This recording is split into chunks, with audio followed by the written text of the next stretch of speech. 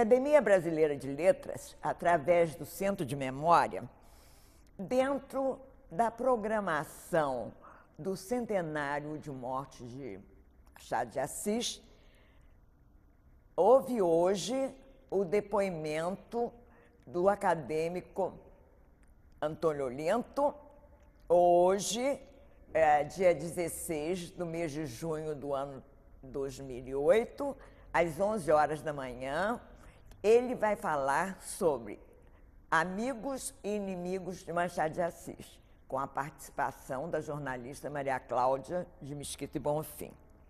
O acadêmico Antônio Olinto, ocupante da cadeira 8 da Academia Brasileira de Letras, é professor, jornalista, escritor, poeta, conferencista, até dicionário ele também esteve trabalhando nisso.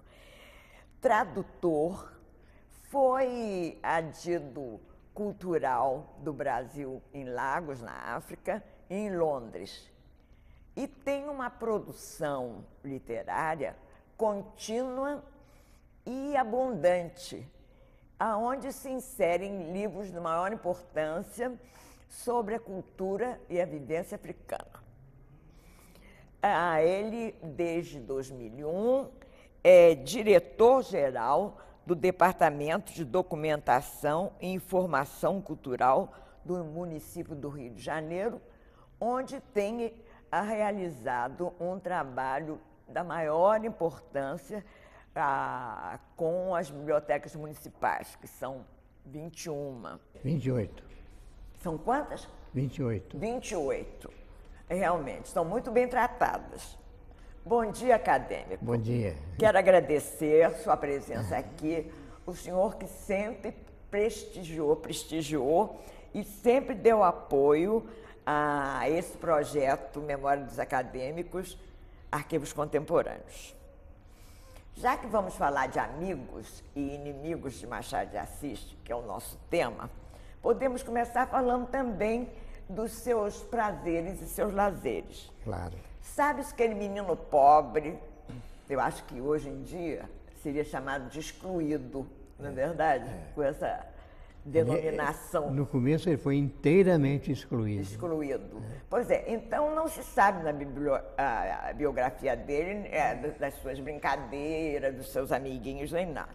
Mas sabe-se que ele, a partir de uma certa idade, ele levou a amizade muito, muito a sério.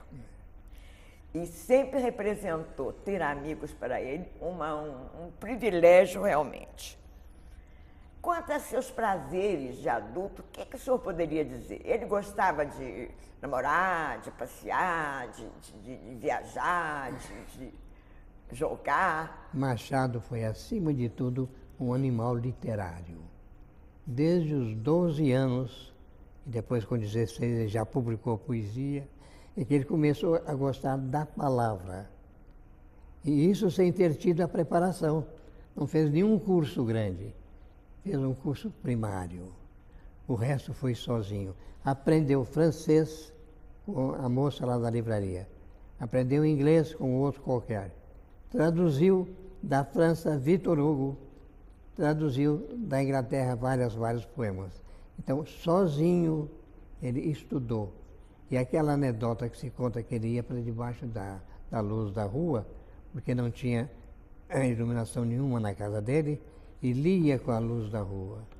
Isso tudo ali aonde? Na favela, na antiga, que é a Gamboa, a terra dele, onde ele passou a infância, de pé descalço. Tudo isso é até romântico, mas é verdade. É verdade. Tudo isso é verdade. Ele é um autodidata completo. E depois aquela força de vontade. Persistente, né? Mas também sem brigar muito. Não era de brigar, ele queria fazer. Ele era um do fazer e trabalhar. Por isso é que foi um romance atrás do outro, um romance atrás do outro. No começo fraco, os romances no começo são fracos, até a Helena. Depois de Helena é que ele foi aprendendo sozinho. E aí é que começam as suas 4 ou 5 obras-primas do romance brasileiro mesmo do romance universal dentro de um panorama maior. Quer dizer, o grande prazer da vida dele era realmente estudar, escrever e ler. E ler. Era isso, ele era o homem para ler e escrever, era o homem da palavra. Agora, falando nos amigos, quais eram os amigos mais próximos da sua adolescência? 16 anos, quando ele começa é publicado o seu primeiro trabalho literário, não é verdade? É. E quem foi o amigo que abriu-lhe as portas para a vida literária, que ele sempre frequentou muito e gostava muito, né? Foi o autor de quê? Memórias do Sargento Milícias, não? As Memórias do Sargento Milícias. Ah, sim, o Manuel Antônio de Ele Almeida. foi lá trabalhar com o Antônio, trabalhando com ele, não só leu, aprendeu e foi estimulado, porque ele trabalhou com ele e ele morreu logo depois, né? Antônio, ele morreu com 31 anos. Muito cedo. Saiu dali, né? vai a Campos e morre no navio, né? Navio afunda e ele morre. Então começou ali. Mas logo depois ele já começou a ter protetores. Porque publicou num jornal, aí foi chamado para publicar em outro jornal. Esses protetores viram que ele tinha alguma coisa além de ser um jovem comum. E começou a fazer crônicas. E foi fazendo poesia, até cometer o primeiro romance. E que então ele foi tudo. E escrever ensaios, escrever crítica literária, escrever tudo que pudesse dentro da arte literária, ele foi fazendo sozinho, aprendendo através da leitura, aprendendo através do ambiente geral. Ele foi, de fato, dominando. Porque, veja só, a palavra é a base de tudo. Você xinga com a palavra, ama com a palavra, reza com a palavra, pensa com a palavra. Se você não souber palavras, você é um homem limitado, é uma pessoa limitada. Quanto mais palavras você souber, mais completa você é. Isto, nele, é o exemplo exato. Ele foi dominando palavra por palavra. Quando ele traduziu, por exemplo, as grandes obras, inclusive o Corvo, em verso dele, não imitou inteiramente o verso. Não foi literal, não. Ele não fez a coisa literal. Ele fez a coisa o mais literal possível no estilo dele. E tudo isso dominando aos pouquinhos, bem aos pouquinhos. É claro que tinha que ter muito inveja que o cercasse. Porque como, meu Deus, esse menino descalço de uma favela chega a ser presidente e fundador da Academia Brasileira de Letras, que passa a se chamar Casa de Machado de Assis. E aí, já que nós estamos falando de amigos, ele, segundo parece, não teve os chamados pistolões. Era uma coisa dele, realmente, era um talento dele, era a vontade dele, a vontade férrea dele, né? E a conquista, assim, digamos, devagar, né? Vagarosa, foi conquistando vagarosamente. E vocês sabem que ele tinha uma doença, né? Ele era... Epilético. Epilético. E segundo consta, ele era uma pessoa gregária, ele gostava de estar cercado de amigos, inclusive por causa disso. Porque ele sabia se tivesse um ataque e tudo mais. Presente. Não é isso? Mas o único ataque conhecido em público foi quando ele saiu uma vez, sentou num banco de jardim e deixou passar. E depois que ele casou com ela, a Carolina, aí ele tinha em casa quem tomava conta. Aí o epiléptico sumiu. Ele só tinha isso em casa e ela sozinha com ele. E ela foi a mulher perfeita, completa, sob todos os aspectos. De modo que, de repente, eu já encontrei um escritor que queria descobrir amantes do Machado de Assis. Pode tê-las, para falar bem do estilo dele, tê-las tido antes de Carolina, né? Depois de Carolina, ela também não deixava só. Era permanente a presença dela com ele. Ele ia trabalhar, voltava para casa, ia para coisa, ela ia também. E a única vez que ele saiu do Rio de Janeiro, quando foi a Nova Friburgo, ela foi com ele, né? Foi com ele a Nova Friburgo. E todo convite que ele tinha para estrangeiro, ele não saía. Todos, mas todos os escritores da época dele foram à Europa. Todos, foram a São Paulo, foram ao Nordeste, visitaram o Brasil, visitaram toda a Europa. Ele não pôs os pés fora do Rio de Janeiro, a não ser nessa semana. Era um homem do Rio. Era a cidade dele, era o mundo dele. Então você vê que os grandes argumentos são todos no Rio de Janeiro. Ele foi, de certa maneira, o oposto do Euclides da Cunha, o homem dos sertões? Dos sertões, do Guimarães Rosa, o homem do sertão. Também. Então é ele o citadino, inteiramente citadino. Cada um, é claro, representando um Brasil. E tudo isso é Brasil, como também o Brasil do Amazonas é Brasil. O Brasil do Sul, o Brasil de Minas é Brasil. Então, tudo, mas ele representando o que havia de mais puro, que era a capital do Brasil. Jovem ainda, capital jovem, se desenvolvendo, crescendo, e para onde todo mundo vinha. Todo mundo vinha para cá e lá estava ele.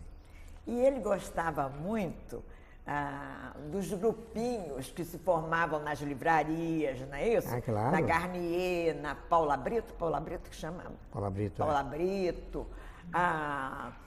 O grupo da Marmota, né? Onde ele escreveu... que ele iniciou uma coisa que eu ainda peguei na Zé Olímpio. Mas eu peguei já terminando. O encontro que tinha toda a tarde no Zé Olímpio. Depois na São José, um pouco, não é?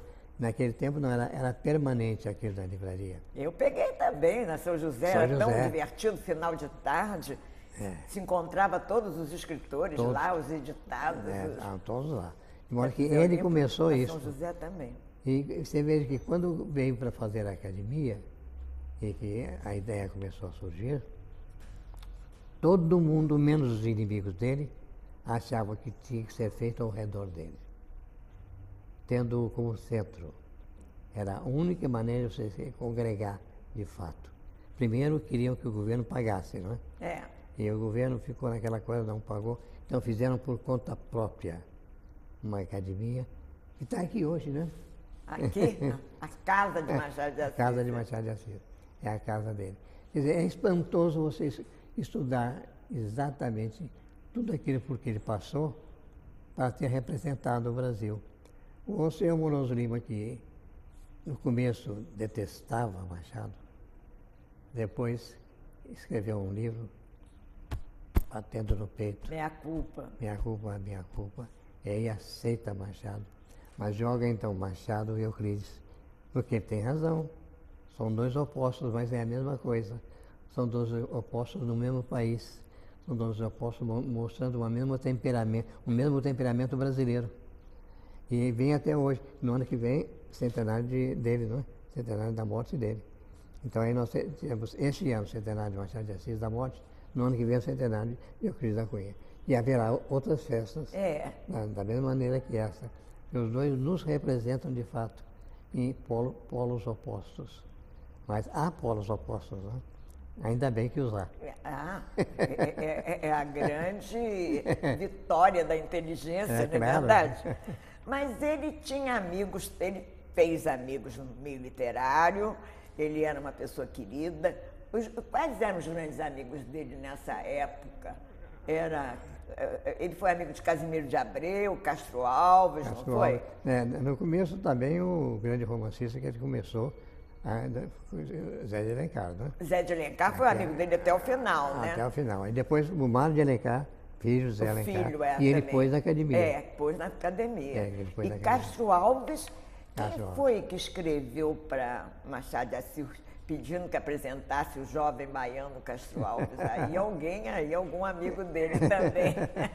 E ele fez isso. Fez, cara. E outro grande amigo dele foi o Nabuco, né? Não. Esse foi o maior amigo dele. O maior amigo permanente. Dele. Inclusive, só aceitou a academia com ele na presidência. E quando o Machado de Assis, o Nabuco era muito inteligente, né?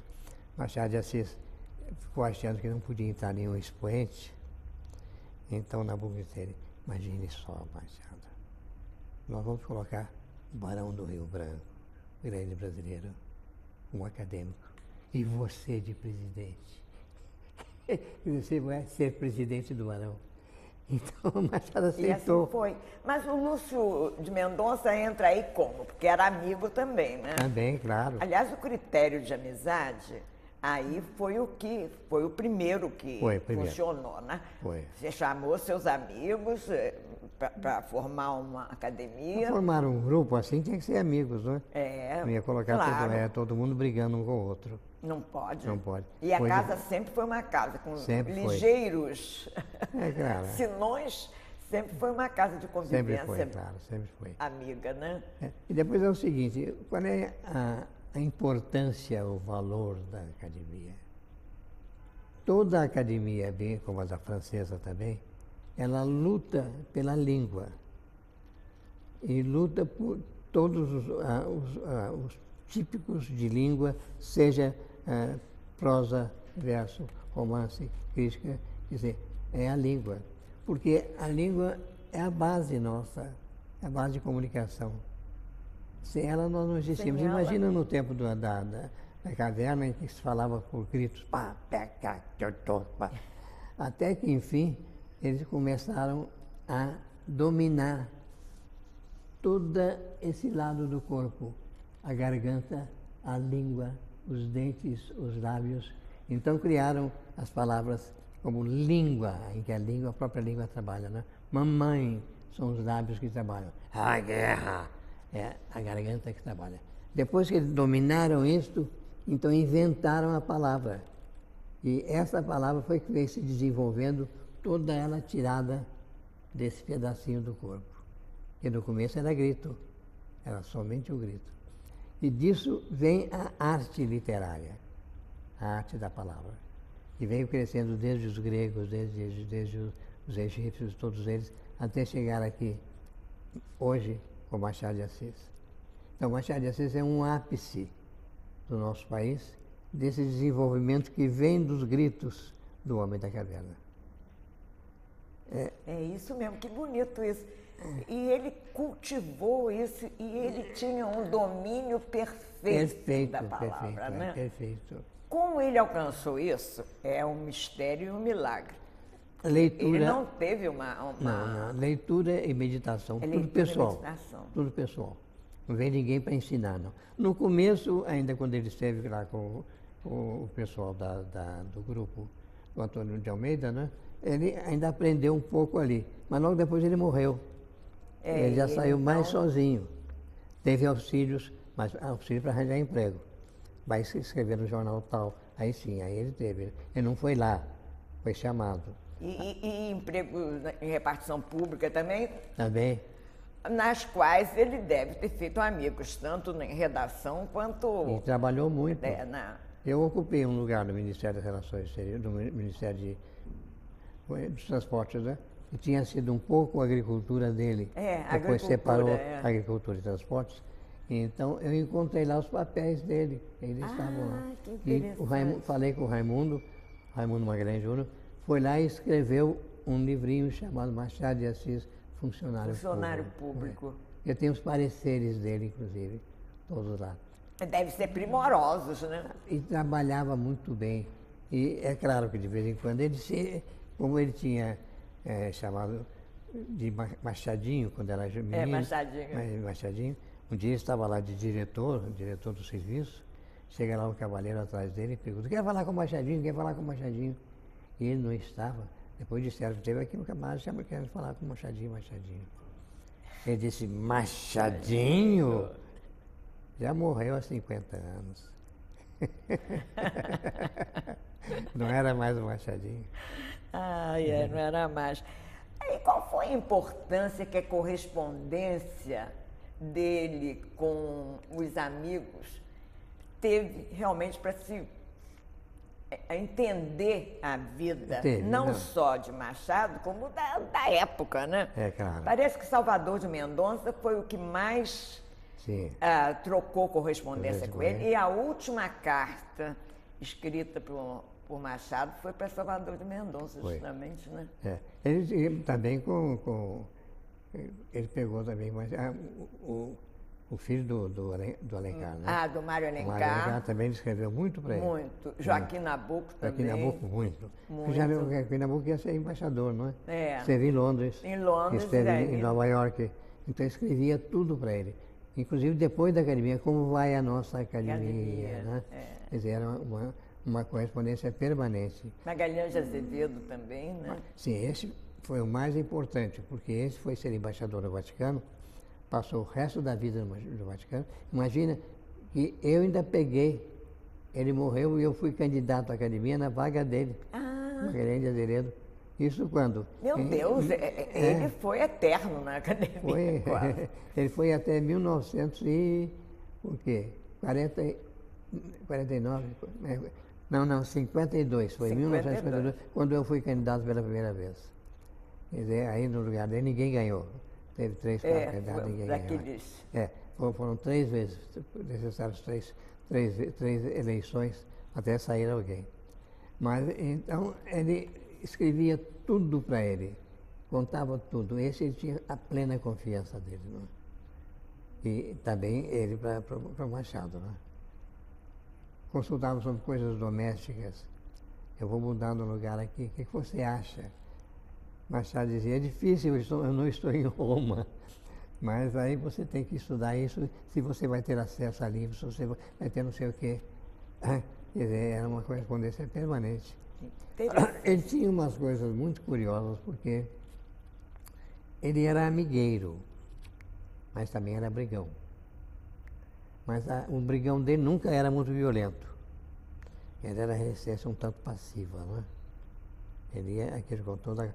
O Murat, não é o Murat, foi inimigo dele. Ah, é o Murat. Murat, o inimigo dele dentro da academia. Ele ia temperando, né? Ia temperando o Murat. E, de certa maneira, todo mundo sabia que existiam essas inimizades. Não é que na academia tenha havido muitas inimizades, mas essa foi forte. Eu quero ainda falar um pouquinho sobre os amigos. Quais foram os amigos fiéis até o final? Esses que estiveram presentes no velório. Exato. E que depois acompanharam o corpo, a se manifestaram, escreveram em jornais e tudo. Inclusive, como o Euclides da Cunha entrou quando em 2003, né? 1903, entrou em 1903, ele foi dos últimos amigos dele. Ele começou a ser amigo dele e foi até estar presente diante do corpo. Inclusive, quando chegou aquele menino que foi ele que escreveu isso. No dia seguinte fez um discurso na academia. É o Euclides da Cunha, né? Euclides da Cunha. Fez um discurso na academia, contando a história do menino. Como amigo, porque Rui Barbosa começa lá às tantas diz, eu nunca fui muito chegado a... Não era dos amigos íntimos dele. O Rui Barbosa era o presidente da academia, o vice-presidente era o próprio Euclides, né? Então, quem foi falar na academia foi o Euclides, na primeira sessão depois da morte. Porque o Rui Barbosa não ia à academia. Ele era presidente, mas não comparecia. Ele tinha política, né? Ele era um político permanente, vivia na política, tinha o prazer da política, tinha o desprazer da política, que é os dois, né? Então, ele não ia à academia. Mas Euclides da Cunha ficou meio chocado de achar que no velório tinha poucos amigos. Agora vamos fazer... Amizade foi tema de inspiração de algum livro dele, alguma coisa? Tem um verso dele muito conhecido que fala: bendito que possui amigos, os que o têm sem pedir. Porque amigo não se pede, não se compra, não se vende. Amigo a gente sente, não é? Mas ele precisava de amigos, sabe? Porque ele veio de fato sozinho pela vida inteira, até a Carolina, né? E sem amigos ele não podia sobreviver. E a academia foi um apoio muito grande para ele, completo, não é? Porque ao redor dele juntaram seus amigos. Alguns inimigos também, mas isso é normal, não é? É normal que aconteça, não é? Porque quando você chega assim e acha que o Silvio Romero foi inimigo dele, foi. E era da academia, né? mas foi inimigo permanente. Ferrenho, né? Ferrenho foi, em tudo. Exatamente porque ele queria pôr Farias Brito como o maior nome da literatura e da cultura e da filosofia brasileira. Era a luta dele contra esse mulato aí todo mundo manda ele que é tal, que é o tal. Então ele era ferrenho. Mas parece que o pivô dessa inimizade também era Tobias Barreto, né? Porque ele queria que Tobias Barreto sobrepujasse a fama de Machado. Exato. Não, ele fez mesmo isso. Assim, imagina Machado dizer, o homem da cultura brasileira chama-se Tobias Barreto. Na poesia, na prosa, na filosofia, quer dizer, em tudo. E realmente, ele é excepcionalmente bom, mas não é um Machado. Não, Machado é... Não é um escritor. É um pensador até sobre certos aspectos. Exato. É um pensador. Mas mesmo como pensador, não influiu no Brasil da maneira como Machado influiu. Isso é verdade. Agora, o José Montelo escreveu um livro inteiro sobre os inimigos de Machado de Assis. Um livro, por sinal, muito bom, porque ele transcreve todos os textos do Tobias Barreto, todos os textos contra o Machado, todos os textos do Machado, porque houve uma época que atribuíram até a Cruz de Souza poemas contra Machado. Não há muita certeza disso, mas também há quase uma certeza que o Cruz de Souza não gostava muito do Machado. Era negro puro, né? E vinha do Sul com tudo aquilo, era o grande poeta do Brasil. Como foi realmente o grande poeta? E ninguém pode tirar isso dele, né? Mas também ninguém pode tirar aquela revolta do negro puro contra o negro impuro. Que seria o Machado, né? E mandava na direção. Batizado. E, inclusive, vê uma coisa, quando foi feita a academia, não incluíram o Cruz de Souza. Já era o grande poeta de uma nova coisa brasileira, que era o simbolismo, ele não foi incluído. E isso foi um erro da academia. Mas o que você vai fazer? Agora, como Machado recebia as críticas? Ele ignorava ou também respondia com a mesma virulência? Não. Ele só respondia quando era uma coisa muito, muito, muito especial. Ele não respondia a crítica. Ele fazia críticas, né? Mas não respondia muito, não. Você vê que houve uma época assim, qual é melhor, Portugal ou Brasil? A literatura portuguesa do nosso tempo será melhor? Aí era o Eça de Queiroz, né? Ele então escreveu uma crítica não muito favorável a Eça de Queiroz. É uma crítica famosa, muito conhecida. O Eça ficou uma fera, né? Com aquela crítica. Porque ele foi o Primo Basílio, né? O Primo Basílio, para ele, Machado, era muito realista demais, desnecessariamente realista. É a história de um amante com um amante, né? O Primo Basílio vai lá e conquista a mulher e tem aquela coisa toda até a mulher morrer. Então, não era o estilo de Machado. Aquele era o estilo que repugnava ao espírito dele, ao espírito da literatura dele. Então ele escreveu. Não devia nem ter escrito, mas resolveu escrever. Ficou aquela marca. Tá com ciúme. Tá com ciúme. Era o grande romancista português. Então exatamente desse foi que ele falou. E é também um que até hoje permanece aí, lido, analisado.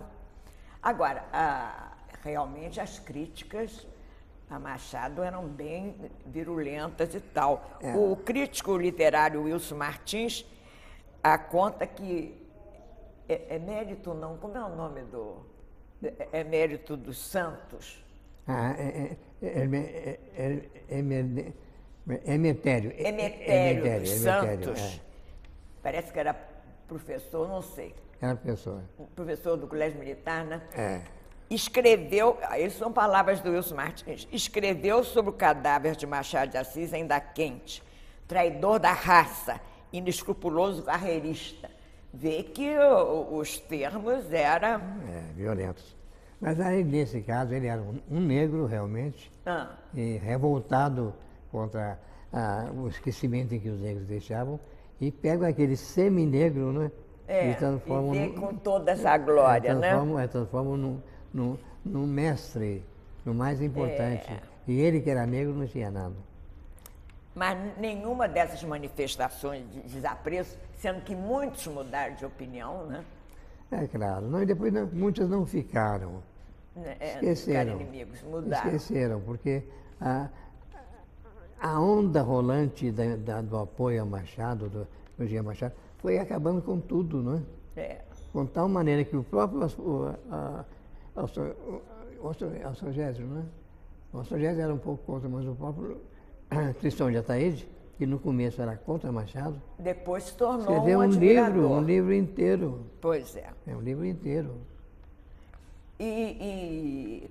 Conforme Machado de Assis diz, numa das suas últimas cartas para Joaquim Nabuco, a academia foi o grande apoio que ele encontrou, ele que não tinha família, com a morte da Carolina. Da Carolina, não é verdade?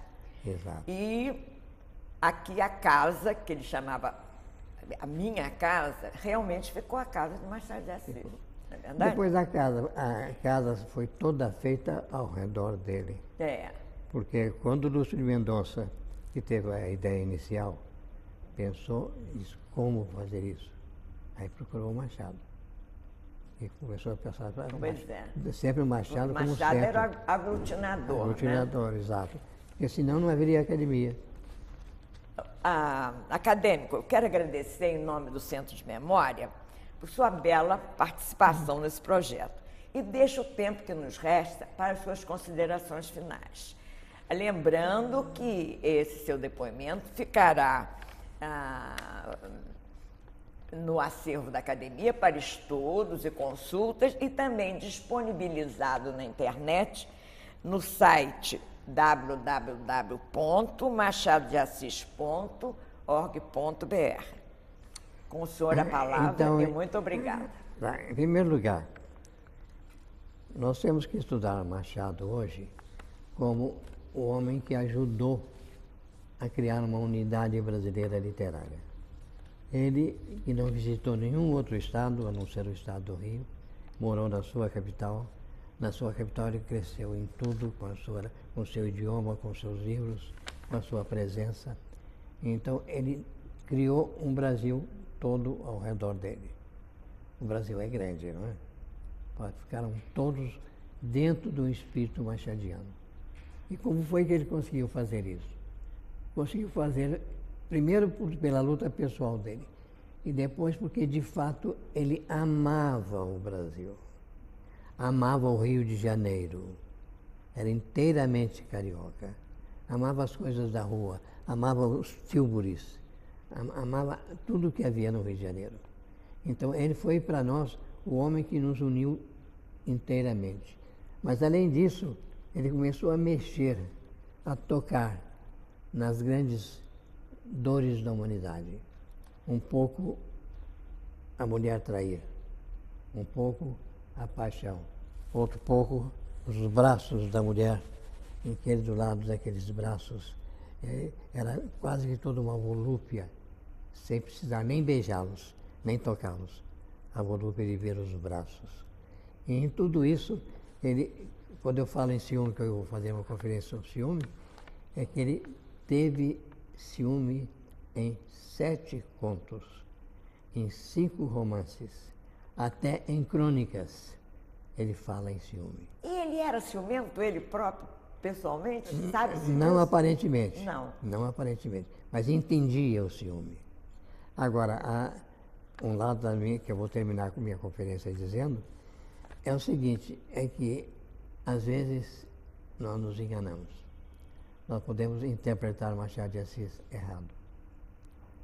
Um americano chamado William Grossman, que traduziu Machado, passou em São Paulo 2 anos como professor na Universidade de São Paulo, me procurou no Globo, me levou a tradução e me disse, esse é um grande escritor, hein?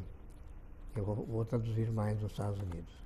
Ele voltou, eu fui aos Estados Unidos ser professor na Colômbia, um dia ele me telefona, Antônio, eu quero que você venha me visitar aqui na Universidade de Nova York.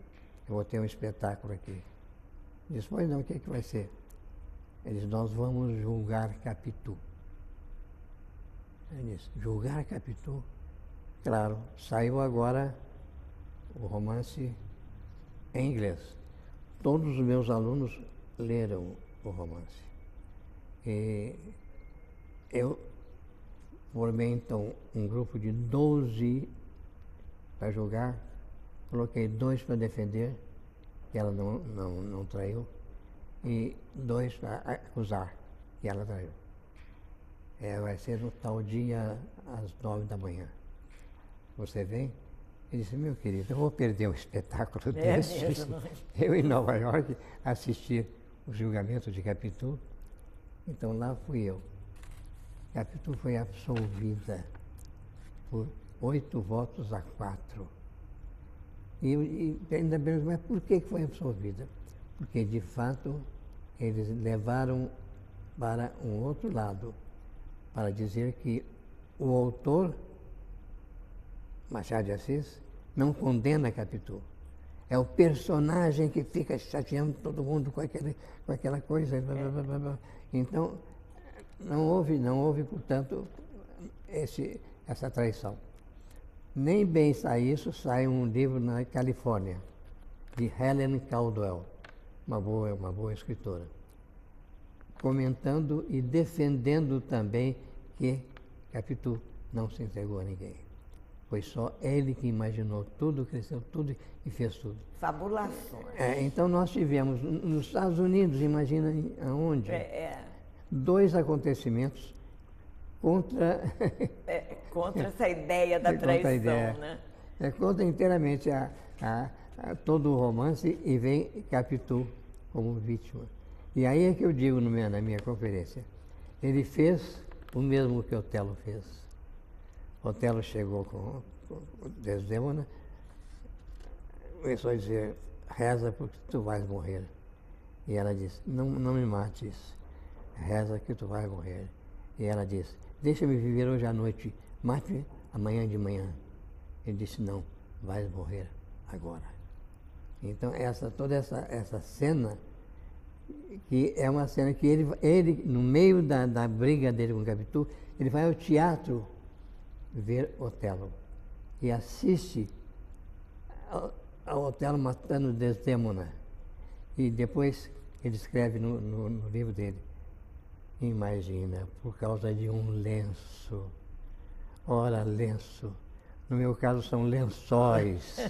E não sendo lençóis, são só camisas. De modo que você vê esse escritor nosso, que sai daqui para provocar essas coisas nos Estados Unidos. Esse escritor nosso que está sendo discutido em toda parte. E nós ainda discutimos, achando que não entendemos direito. Inacreditável. Está muito além de nós. E é verdade. Muito obrigada, acadêmico. E fechando, a amizade para Machado de Assis foi uma coisa fundamental. Marcou toda a sua vida. E os episódios dos inimigos foram simplesmente episódios. Isso, não tem a menor importância. Muito obrigada.